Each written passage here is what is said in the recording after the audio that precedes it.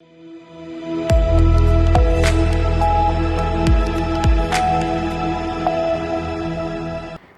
मैं हूं रत्ना और आप देख रहे हैं सी न्यूज़ भारत। वक्त हो गया उत्तर प्रदेश बुलेटिन का। बात होगी प्रयागराज की, जहां मिशन नारी शक्ति के बारे में महिलाओं को जागरूक किया गया। साथ ही बात होगी रामपुर की, जहां निर्माणाधीन क्रिटिकल केयर का निरीक्षण किया गया। ऐसी तमाम खबरों पर विस्तार से चर्चा करेंगे इस बुलेटिन में। और एएमए सहायल थाना पुलिस के हाथ लगी बड़ी सफलता। लहरापुर के करचला मोड़ पर वृद्ध के 25,000 रुपए चोरी करने वाले 2 शातिर चोरों को पुलिस ने दबोचा। बता दें कि सहायल थानाध्यक्ष विनोद कुमार सिंह ने घटना के महज 2 घंटे के भीतर घटना कारित करने वाले चोरों को चोरी के किए गए 25,000 रुपए सहित पकड़ा। पकड़े गए चोरों के ऊपर पूर्व में आधा दर्जन से अधिक चोरी, लूट, छिनैती, डकैती के मुकदमे दर्ज हैं।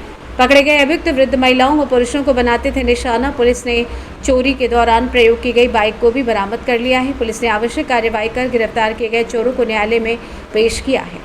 दिनांक 19 सितंबर 2025 को थाना सहायल क्षेत्र में संचालित पीआरवी को यह सूचना मिली थी कि हरिश्चंद्र पुत्र श्री रामदास निवासी ग्राम पट्टी ठाकुरगंज थाना सहायल जनपद औरैया के साइकिल के टगे बैग से कुल 25,000 रुपये चोरी हो गए हैं। इस प्रकरण में तत्काल थाना सहायल पुलिस द्वारा पीड़ित के लिखित तहरीर के आधार पर सुसंगत धाराओं में अभियोग पंजीकृत किया गया था। इस घटना का सफल अनावरण करते हुए थाना सहायल पुलिस द्वारा घटना में शामिल अभियुक्तगण क्रमशः अरविंद दोहरे पुत्र रामलखन तथा पंकज दोहरे पुत्र सुरेश चंद निवासी ग्राम गहेसर थाना दिबियापुर जनपद औरैया को घटना में प्रयुक्त मोटरसाइकिल व चोरी के कुल 25,000 रुपये सहित गिरफ्तार किया गया है।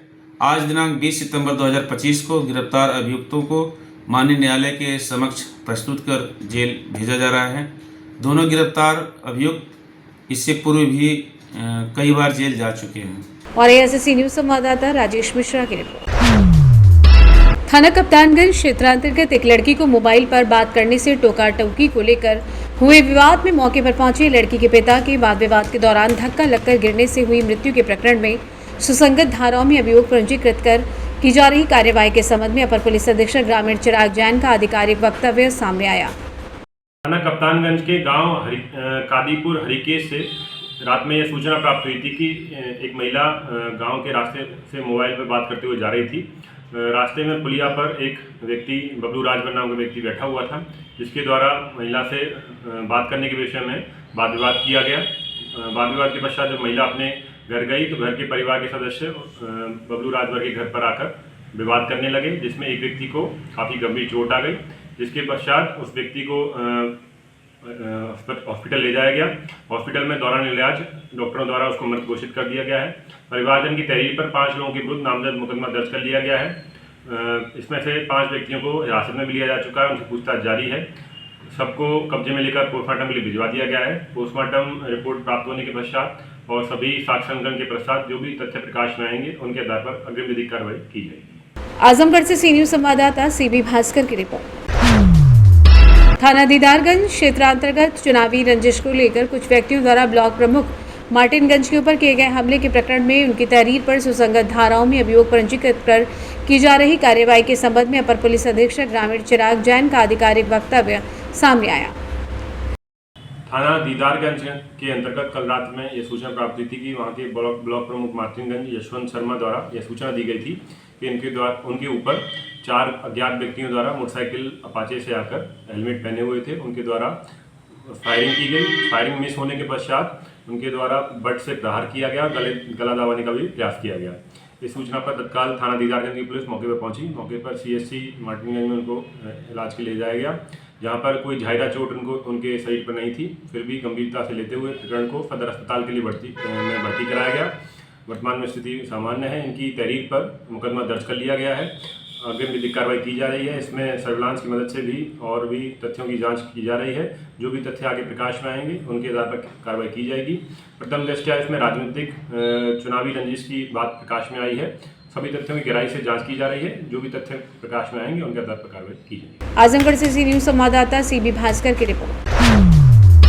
प्रयागराज मेजा शनिवार को मेजा कोतवाली में थाना प्रभारी दीनदयाल सिंह के नेतृत्व में मिशन नारी शक्ति के बारे में महिला पुलिसकर्मी को बताया कि नारी सुरक्षा में विमेन पावर लाइन 1090, महिला हेल्पलाइन 181, मुख्यमंत्री हेल्पलाइन 1076, पुलिस आपातकालीन 112, चाइल्ड लाइन 1098, स्वास्थ्य सेवा 102, एम्बुलेंस 108, महिला सहायता एवं सुरक्षा हेल्पलाइन जारी कर महिला सुरक्षा में किए जाएंगे। महिलाओं को सरकारी योजनाओं के बारे में बताया गया। स्वावलंबन में 26,34,000 महिलाओं को पेंशन दिया जा रहा है। प्रयागराज से सी न्यूज संवाददाता बुद्ध सेन वर्मा की रिपोर्ट। खबर रामपुर से, जहां यूपी सिडको के अध्यक्ष राज्य मंत्री वाईपी सिंह ने कार्यदायी संस्था यूपी सिडको द्वारा जनपद में निर्माणाधीन 3 कार्यों 50 शैय्या क्रिटिकल केयर ब्लॉक हॉस्पिटल के निर्माण व 2 अन्य कृषि कल्याण केंद्र के निर्माण कार्यों के संबंध में संत शिरोमणि रविदास सर्किट हाउस में समीक्षा बैठक की और अधिकारियों को आवश्यक दिशा निर्देश दिए। उन्होंने कहा कि जनपद में निर्माणाधीन सभी कार्यों को मानक के अनुरूप व गुणवत्तापूर्ण ढंग से पूर्ण कराना सुनिश्चित करें और कार्य पूर्ण होने के साथ ही संबंधित विभाग को भवन हस्तगत करने की कार्यवाही भी यथाशीघ्र पूर्ण कर ली जाए। उन्होंने जनपद में पहाड़ी गेट स्थित जिला संयुक्त चिकित्सालय में 1,830.25 लाख रुपए की लागत से निर्माणाधीन 50 शैय्या क्रिटिकल केयर ब्लॉक हॉस्पिटल का स्थलीय निरीक्षण किया। निरीक्षण के दौरान अध्यक्ष ने अस्पताल के लेआउट, लेबोरेटरी, वॉशरूम, विंडो सहित विभिन्न कक्षों का जायजा लिया।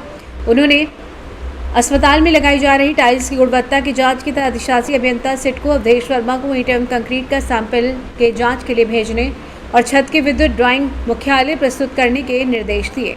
निर्माणाधीन भवन के बीम में असमानता पाए जाने पर उन्होंने जेई फजील उर रहमान से नाराजगी व्यक्त करते हुए कार्य पर विशेष ध्यान देने के लिए सख्त निर्देश दिए। अध्यक्ष वाईपी सिंह ने स्पष्ट तौर पर निर्देशित किया कि निर्माण कार्य की गुणवत्ता से किसी भी प्रकार का समझौता नहीं किया जाएगा और उच्च अधिकारियों द्वारा निर्माण की प्रगति की नियमित रूप से मॉनिटरिंग की जाएगी।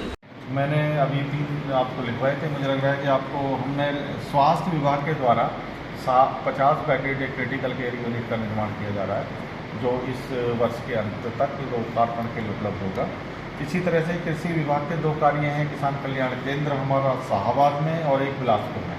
ये कृषि के हमारे कल्याण केंद्र के निर्माण हो रहे हैं, जो किसानों के लिए उपयुक्त होंगे, उपयोगी होंगे, और ये कार्य इसी महीने के अंत तक लोकार्पण के लिए जनता को समर्पित कर दिए जाएंगे।